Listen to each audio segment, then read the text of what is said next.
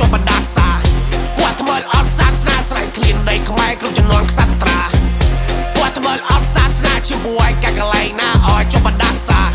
ពួកថ្មើលអត់សាសនាស្រែកឃ្លានដីខ្មែរគ្រប់ចំនួនខ្សត្រាឈាមពួកនេះគោរពព្រះតែជាវិដេរឆានពួកឈាមថោពួកចៅតសណ្ដានសិទ្ធិពួកថោពួកថៃពួកថ្មើលពួកនេះហ៊ានលើកដៃបល័យជុតស៊ីវិលហ៊ានវាបាក់តបឲ្យដៃដល់ម៉ោង5ឈាមពួកនេះចេញបាញ់ជួឆ្នាំខ្វៃវាងកដាព្រៃដេកស្រាតឲ្យបំពេញដីខ្មែរជាចំណីសត្វថ្មហយតាពូឲ្យបរាជ័យគ្រូស្ដាច់បាត់ខ្មែរជំនាន់នេះឲ្យភ័យលេចអាចខ្មែរជួយខ្មែរពូជអញគឺអញ្ចឹងអត់ដូចពួកថៃឈាមវាសិសផឹងកំហឹងអញចង់បែងបែកក្បាលពួកសៀមចិត្តជាហ៊ានឈាមសងដល់ឈាមភ្លេចអញឡាយក្រហមចិត្តអញអត់មិនបានចង់ចាប់អាកកាត់ក្បាលពួកដេរឆាតពួកថ្មើលអត់សាសនាជាមួយកាកលែងណាឲ្យចុះបដាសា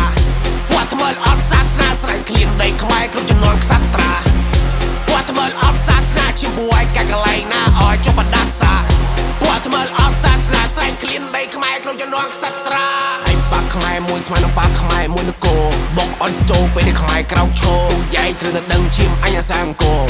អញហៅភ្ជូអញហៅផ្គរពួកនេះអត់មកយាតហ៊ានស្រាតខនមុខអន្តរជាតិយល់បាច់ពួកនេះពិនខាងផផូតចាញ់ក្នុងសមរភូមិចាញ់ទាំងការទូដាច់ក្បាលដាច់ដីដាច់ជើងណាបែងនឹកកើនបែងតែហ៊ានលោកវារត់ចោលគ្នាពេលដែលលើក្រកំភ្លើងខ្មែរដើរចូលយើងដើរទ្រង់ពើអញម្ចាស់ទឹកអញម្ចាស់ដីអញម្ចាស់ព្រៃអញម្ចាស់ប្រាសាទអញម្ចាស់ទិសទាំង8ខ្មែរជំនាន់ក្រោយតទៅថ្ងៃមកសាមគ្គីយើងខាងសត្រូវនឹងបាក់ស្រោតចិត្តអញខ្លាំងចង់ស៊ីសាច់ហើយឆៅអញនឹងចាំទុកតកូនតចៅពួកឈាមថោពួកថៃឈាមខ្មៅ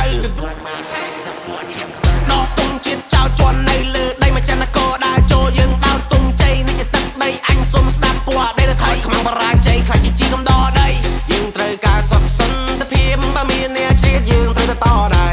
ខ្មែរយើងមានឈាមបរមានពេលយើងចេញច្បាំងសត្រូវដឹងតែខ្សែពួកថ្មើលអត់សាសនាជាពួកឯកាកលែងណាឲ្យចុះបដាសាពួកថ្មើលអត់សាសនាស្រែកឃ្លានដីខ្មែរគ្រប់ចំនួនខ្សត្រាពួកថ្មើលអត់សាសនាជាមួយកាកលែងណាឲ្យចុះបដាសាពួកថ្មើលអត់សាសនាស្រែកឃ្លានដីខ្មែរគ្រប់ចំនួនខ្សត្រា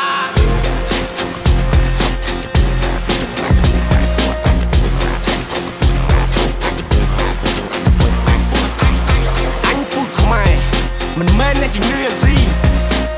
ឲ្យពូឯងមកជន់ឆ្លៀឲ្យផ្ដាំតកូនតចៅឯង